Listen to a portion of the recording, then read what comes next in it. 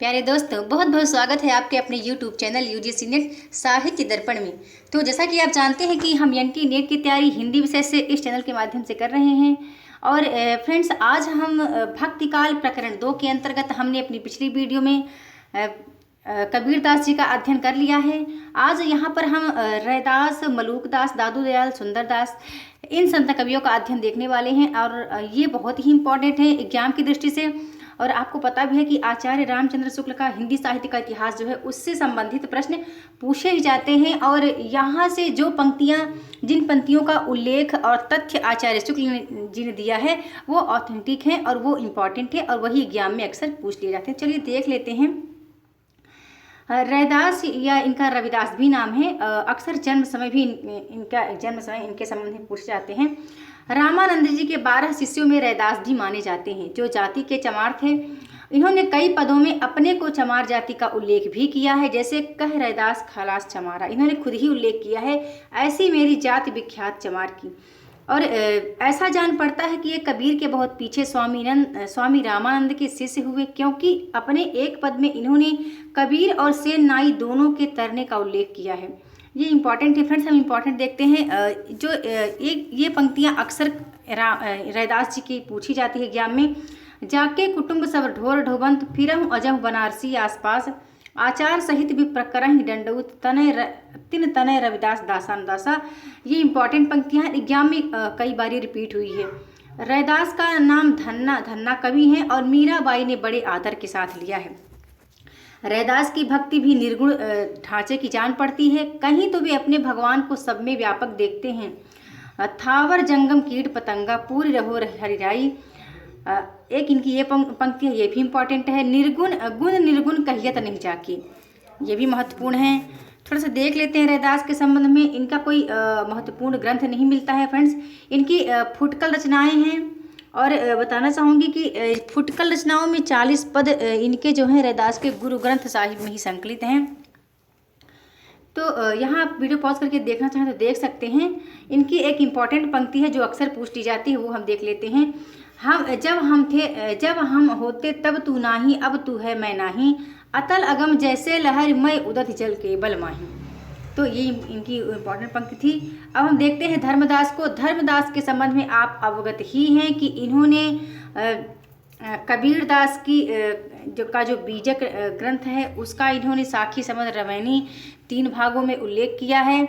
और जब कबीर दास ने अपनी संत कवियों की अपनी निर्गुण पंथ का जो मार्ग चलाया था उसको आगे बढ़ाने का श्रेय इन्हीं को जाता है। धर्मदास को ही ये उनके सबसे प्रिय शिष्य थे। चलिए कुछ देख लेते हैं इनके संबंध में महत्वपूर्ण तथ्य। ये बांधवगढ़ के रहने वाले और जाति के बनिए थे। बाल्यावस्था में ही इनके हृदय में भक्ति का अंकुर था। ये साधुओं का सत्संग, दर्शन, पूजा, तीर्थाटन आदि किया करते थे। ये इंपॉर्टेंट ठीक है फ्रेंड्स, क्योंकि अक्सर ऐसे बीट से ही पूछा जाता है कि आचार्य शुक्ल ने इनके संबंध में क्या कहा है। तो मथुरा से लौटते समय कबीरदास के साथ इनका साक्षात्कार हुआ। उन दिनों संत समाज में कबीर की पूरी प्रसिद्धि हो चुकी थी। कबीर के मुख से मूर्ति पूजा, तीर्थाटन, देवार्चन आदि का खंडन सुनकर इनका झुकाव निर्गुण संत मत की ओर हुआ। अतः ये अंत में ये कबीर से सत्य नाम की दीक्षा लेकर उनके प्रधान शिष्यों में हो गए। और संवत 1575 में कबीरदास के परलोक पर उनकी गद्दी इन्हीं को मिली। कबीरदास के शिष्य होने पर इन्होंने सारी संपत्ति जो बहुत अधिक थी लुटा दी। ये कबीर की गद्दी पर 20 वर्ष के लगभग रहे और अत्यंत वृद्ध होकर इन्होंने शरीर छोड़ा। इनकी शब्दावली का भी संतों में बड़ा आदर है। इनकी रचना थोड़ी होने पर भी कबीर की अपेक्षा अधिक सरल भाव लिए हुए है। चलिए इंपॉर्टेंट देखते हैं। ये पंक्तियां हैं। झर लागे मलिया गगन गहराए, खन गरजे खन बिजली चमके, लहर उठे शोभा बरन न जाए। तो देख लीजिएगा फ्रेंड वीडियो को पॉज करके। जिनके पास आचार्य शुक्ल की पुस्तक नहीं है उनके लिए थोड़ा डिफिकल्ट है, इसलिए मैं अक्सर वीडियो को बोल देती हूँ। आप पॉज करके इनको पढ़ सकते हैं, क्योंकि पंक्तियाँ कहीं से भी पूछी जाती हैं। लेकिन याद रखिएगा फ्रेंड्स, अक्सर पंक्तियाँ वही पूछी जाती हैं जो इम्पॉर्टेंट हैं। अब हम देखते हैं गुरु नानक जी को। तो गुरु नानक जी के संबंध में अक्सर एग्जाम में पूछ लिया जाता है। तो चलिए देख लेते हैं गुरु नानक को। गुरु नानक का जन्म संवत 1526 कार्तिक पूर्णिमा के दिन तिलवंडी ग्राम जिला लाहौर में हुआ। इनके पिता कालू चंद खत्री, जिला लाहौर, तहसील सरकपुर के तिलवंडी नगर के सूबा बुलार पठान के करिंदा थे। इनकी माता का नाम तृप्ता था। नानक जी बाल्यावस्था से ही अत्यंत साधु स्वभाव के थे। संवत 1545 में इनका विवाह गुरुदास के मूलचंद्र खत्री की कन्या सुलक्षणी से हुआ। सुलक्षणी के से इनके 2 पुत्र श्रीचंद और लक्ष्मीचंद्र हुए। श्रीचंद आगे चलकर उदासी संप्रदाय के प्रवर्तक के। यहाँ इनके संबंध में दिया गया है कि एक बार इनके पिता इनको व्यवसाय में लगाना चाहते थे। एक बार उन्होंने इनको कुछ रुपए भी दिए, वो धन इन्होंने साधुओं संतों में बांट दिया। और ये अक्सर इनका जो मन है वो शास्त्रों के पठन पाठन में ही से शास्त्रों के जो पठन पाठन से मुसलमानों के प्रभाव से प्राय उठ गया था। और ये धर्म और उपासना के गूढ़ तत्व को समझने की शक्ति इनमें नहीं रह गई। अतः ये इन्होंने निर्गुण संतमत का एक बहुत बड़ा इनको सहारा समझ पड़ा। और गुरु नानक आरंभ से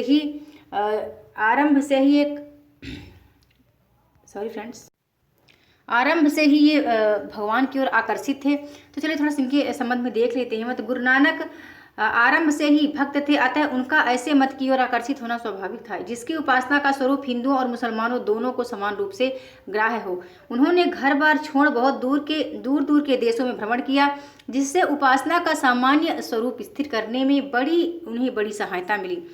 अंत में कबीर दास की निर्गुण उपासना का प्रचार उन्होंने पंजाब से आरंभ किया और वे सिख संप्रदाय के याद गुरु हुए। कबीर दास के समान वे भी कुछ विशेष पढ़े लिखे न थे। भक्तिभाव से पूर्ण होकर वे जो भजन गाया करते थे उनका संग्रह संवत 1661 में ग्रंथ साहिब में किया गया। ये भजन कुछ तो पंजाबी भाषा में और कुछ देश की सामान्य काव्य भाषा में।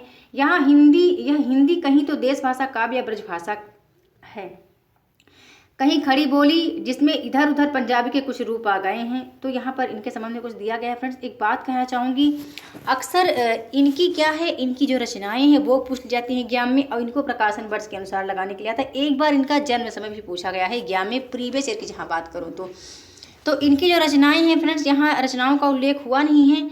तो इनकी इंपॉर्टेंट रचनाएँ हैं जपुजी, आसदीबार है, रहीरास और सोहिला है, जो कि ये गुरु ग्रंथ साहिब में ही संकलित हैं। बहुत इंपॉर्टेंट रचनाएं हैं। और बताना चाहूँगी कि नसीहतनामा जो इनकी नानक देव की महत्वपूर्ण रचना है। तो आप प्लीज़ यदि पता होगा तो प्लीज़ आप इसको अच्छे से आप अपने माइंड में रखिएगा। इनकी एक पंक्ति है बहुत इंपॉर्टेंट है, जो नर दुख में दुख नहीं माने, सुख स्नेह और भय नहीं जाके कंचन माटी जाने। यह भी इम्पॉर्टेंट है। और यहाँ पर कुछ इम्पॉर्टेंट पंक्तियाँ ही हैं। काम क्रोध जहि पर से न ते ही घट ब्रह्म निवासा, क्योंकि अक्सर आप देखिएगा बीट से ही अक्सर पूछ ली जाती हैं। और जहाँ पर इनका कहीं नाम का जिक्र होता है वो तो नहीं, क्योंकि वो अक्सर वहाँ से नाम नहीं पूछा, क्योंकि हम लोग आइडिया लगा लेते हैं कि ये तो इन कवि की ही पंक्तियाँ हैं। तो आप देख लीजिएगा। चलिए आगे चलते हैं। दादू दयाल को हम देखते हैं, ये भी इम्पॉर्टेंट है। यद्यपि सिद्धांत की दृष्टि से दादू कबीर के मार्ग के अनुयायी हैं, पर उन्होंने अपना एक अलग पंथ चलाया जो दादू पंथ के नाम से प्रसिद्ध हुआ। दादू पंथी लोग इनका जन्म संवत 1601 में गुजरात के अहमदाबाद नामक स्थान में मानते हैं। इनका जन्म स्थान याद रखिएगा। इनकी जाति के संबंध में मतभेद है। कुछ लोग गुजराती ब्राह्मण मानते हैं और कुछ लोग इन्हें मोची या धुनिया मानते हैं। कबीर साहब की उत्पत्ति कथा से मिलती जुलती दादू दयाल की उत्पत्ति कथा भी दादू पंथी लोग कहते हैं। उनके अनुसार दादू बच्चे के रूप में साबरमती नदी में बहते हुए लादी राम नामक एक नागर ब्राह्मण को मिले थे। चाहे जो हो, अधिकतर ये नीची जाति के ही माने जाते हैं। दादू दयाल का गुरु कौन था ये ज्ञात नहीं, पर कबीर का इनकी वाणी में बहुत जगह नाम आया है और इससे कोई संदेह नहीं कि ये उन्हीं के मतानुयायी थे। दादू दयाल 14 वर्ष तक आमेर में रहे और वहाँ मारवाड़, बीकानेर आदि स्थानों में घूमते हुए संवत 1659 में नराना में आकर रह गए। वहाँ से 3-4 कोस भराने की पहाड़ी है, वहाँ भी ये अंतिम समय कुछ दिनों तक रहे। और इम्पॉर्टेंट फ्रेंड्स बताना चाहूँगी कि जिस समय जहाँ ये थे वह स्थान दादू पंथियों का अड्डा बना और दादू जी के कपड़े पोथियाँ आज भी वहाँ रखी हैं। ऐसा निर्गुण पंथी लोग ऐसा मतलब उपासक बताते हैं। यहाँ कुछ इंपॉर्टेंट है, तो यदि आप देखना चाहें तो आप वीडियो पॉज करके देख लीजिए। अब थोड़ा सा मैं आपको बताना चाहूँगी कि दादू दयाल की जो रचनाएं हैं फ्रेंड्स वो अक्सर पूछ ली जाती हैं। तो इनकी जो रचना है हरनेवाणी बहुत इंपॉर्टेंट है। हरनेवाणी है, अंगवधू है, काया बोली है जो कि राजस्थान और खड़ी बोली दोनों में मिश्रित है। तो हम कुछ इंपॉर्टेंट देखते हैं कि इनकी रचना, दादू दयाल की रचना अरबी फारसी के शब्द अधिक आए हैं और प्रेम तत्व की व्यंजना अधिक है। घर के भीतर के रहस्य प्रदर्शन की प्रवृत्ति में बहुत कम है। दादू की वाणी में यद्यपि उक्तियों का वह चमत्कार नहीं जो कबीर की वाणी में मिलता है, और प्रेम भाव का निरूपण अधिक सरस और गंभीर है। आप याद रखिए, क्योंकि ऐसा जो यहाँ पे दो लोगों का जब आपसी मेल होता है तो यहाँ पे अक्सर पूछा जाता है एग्जाम में कि दादू की वाणी में यद्यपि उक्तियों का चमत्कार नहीं जो कबीर की वाणी में मिलता है, ऐसा मतलब अपोजिट करके, तो ये इम्पॉर्टेंट है। फिर थोड़ा सा हम देखते हैं इनकी जो निर्गुण मार्गी इनकी जो पंथ, इन्होंने कबीर के समान ये भी निर्गुण मार्गी कवियों के श्रेणी में जाते हैं। इन्होंने अपने ग्रंथों में क्या व्याप्त किया है, तो यहाँ भी ईश्वर की व्यापकता है, सतगुरु की महिमा है, जाति पाति का निराकरण, हिंदू मुसलमानों का अभेद, संसार की अनित्य, आत्मबोध इत्यादि इनकी रचनाओं में देखने को मिलता है। यहाँ पर कुछ रचनाएं दी गई हैं। दादू दयाल की रचनाएं फ्रेंड्स अक्सर पूछी नहीं जाती हैं, पर यदि आप वीडियो पॉज करके देखना चाहें तो आप देख सकते हैं। नेक्स्ट चलते हैं हम सुंदरदास को। सुंदरदास वेरी इंपॉर्टेंट हैं। सुंदरदास ये खंडेलवाल बनिए थे। चैत्र शुक्ल 9 संवत 1653 में धौसा नामक स्थान जयपुर राज्य से उत्पन्न हुए थे। इनके पिता का नाम परमानंद और माता का नाम सती था। जब ये 6 वर्ष के थे तब दादू दयाल धौसा में ही गए थे। तभी ये दादू दयाल के शिष्य हो गए और उनके साथ रहने लगे। दादू दयाल का देहांत हुआ 1660 में। तब ये नराना में रहे, फिर जगजीवन साधु के साथ। इनका यहाँ पे थोड़ा सा इनके संबंध में दिया गया है।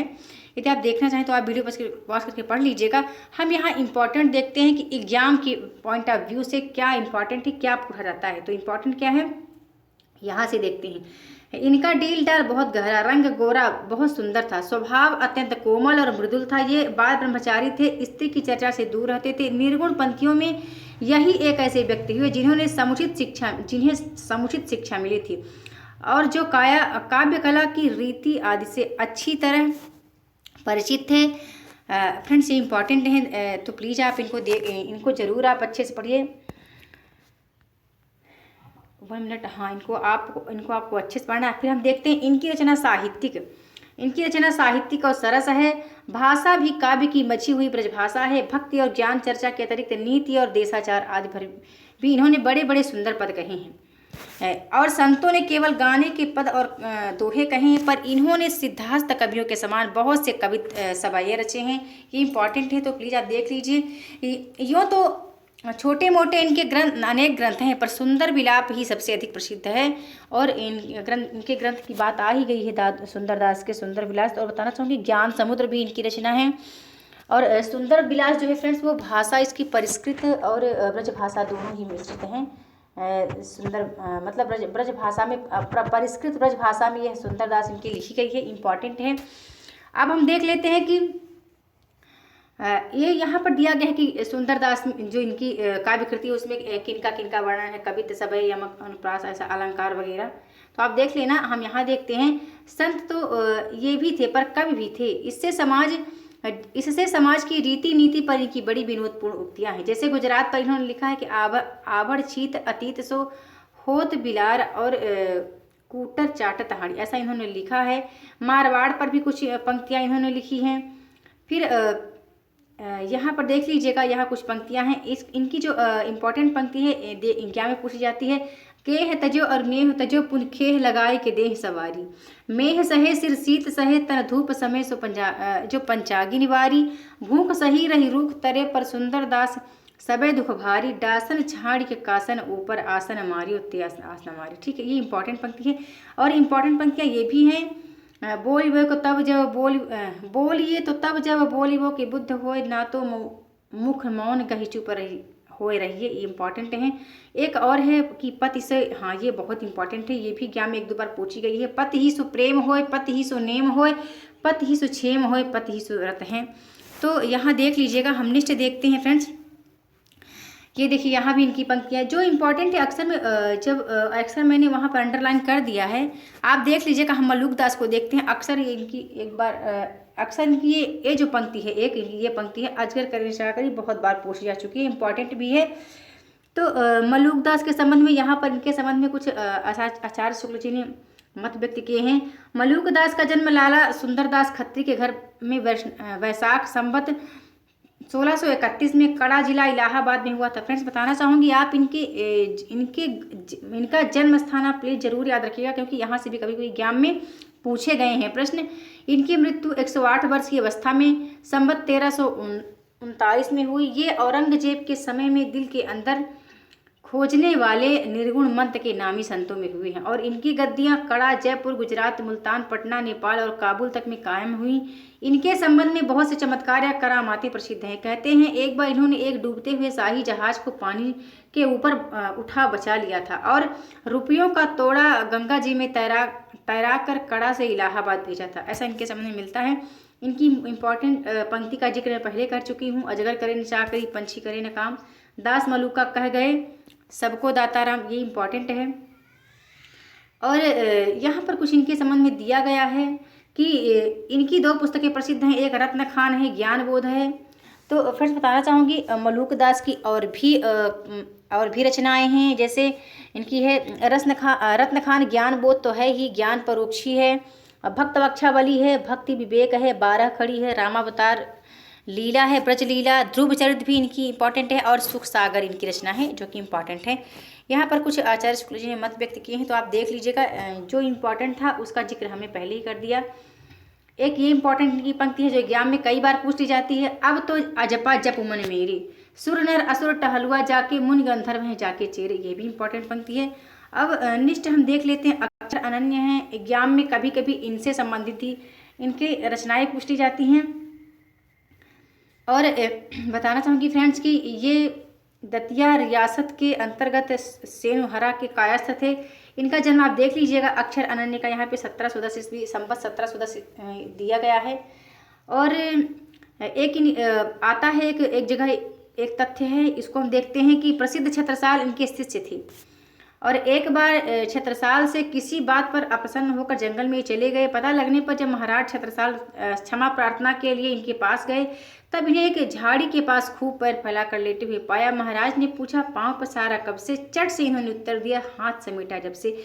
ये विद्वान थे, कहने का से ये विद्वान थे, वेद वेदांत के अच्छे ज्ञाता थे। इन्होंने योग और वेदांत पर कई ग्रंथ लिखे हैं। हाँ, यही इनके जो काव्य हैं वो पूछ लिए जाते हैं। राजयोग है, विज्ञान योग है, ध्यान योग है, सिद्धांत बोध है, विवेक दीपिका, ब्रह्म ज्ञान, अन्य ये सब इनके कुछ दिए गए हैं यहाँ पर इनके ग्रंथ अक्षर अनन्य के। तो देख लीजिएगा फ्रेंड्स, यहाँ पे कुछ पंक्ति दी गई है। यह भेद सुनो पृथ्वीचंद राय, फल चारों को साधन उपाय। तो आप यदि देखना चाहें तो यहाँ पर देख सकते हैं। जो इम्पोर्टेंट था उसका जिक्र मैंने कर ही दिया है। यहाँ पर लास्ट में थोड़ा सा देखना चाहूँगी, ये लास्ट पेज है, हम यहाँ से देखते हैं। निर्गुण पंथ के संतों के संबंध में यह अच्छी तरह समझ रखना चाहिए कि उनमें कोई दार्शनिक व्यवस्था दिखाने का प्रयत्न व्यर्थ है। उन पर द्वैत, अद्वैत, विशिष्टाद्वैत आदि का आरोप करके वर्गीकरण करना दार्शनिक पद्धति की अनभिज्ञता प्रकट करेगा, ऐसा आचार्य शुक्ल जी कहते हैं। उनमें जो थोड़ा बहुत भेद दिखाई पड़ेगा वह उन अवयवों की न्यूनता या अधिकता के कारण जिनका मिल करके निर्गुण पंथ चला है। जैसे किसी में वेदांत के ज्ञान तत्व का अवयव अधिक मिलेगा, किसी में योगियों के साधना तत्व का, किसी में सूफियों के मधुर प्रेम तत्व का, और किसी में व्यावहारिक ईश्वर भक्ति का। तो यहाँ पर हम देखते हैं कि यह दिखाया जा चुका है कि निर्गुण पंथ में जो थोड़ा बहुत ज्ञान पक्ष है वह वेदांत से लिया हुआ है। जो प्रेम तत्व है वह सूफियों का है, ना कि वैष्णवों का। ये इंपॉर्टेंट है। अहिंसा और प्रवृत्ति के अतिरिक्त वैष्णव तत्व का और कोई अंश उनमें नहीं है। उनमें सुरत और निरत शब्द बौद्ध सिद्धों के हैं। बौद्ध धर्म के अष्टांग मार्ग हैं, सम्यक स्मृति और सम्यक समाधि। सम्यक स्मृति क्या है? तो वह दशा है जिसमें क्षण क्षण पर मिटने वाला ज्ञान स्थिर हो जाता है और उसकी श्रृंखला बच जाती है। और सम्यक समाधि क्या है? तो यह है कि इसमें साधक सब संवेदना से परे हो जाता है। अतः सुरत निरत शब्द योगियों की वाणियों से आए हैं, वैष्णवों से कुछ उनमें उनका कोई संबंध नहीं है। फ्रेंड्स, हमने यहाँ देखा है आज प्रकरण 2 के अंतर्गत ही आता है निर्गुण धारा का ज्ञानाश्रयी शाखा है। यहाँ आपको 2-3 चीज़ें बहुत इंपॉर्टेंट है याद रखनी है। एक तो यहाँ इन संत कवियों की रचनाएं हैं, इनका जन्म समय है और इनके द्वारा कही गई पंक्तियाँ और कुछ महत्वपूर्ण तथ्य जो आचार्य शुक्ल ने इनके संबंध में कहे हैं। तो फ्रेंड्स, आज की वीडियो में बस इतना ही। जल्द मिलती हूँ अपने नेक्स्ट वीडियो में न्यू टॉपिक के साथ। तो वीडियो देखने के लिए बहुत बहुत धन्यवाद।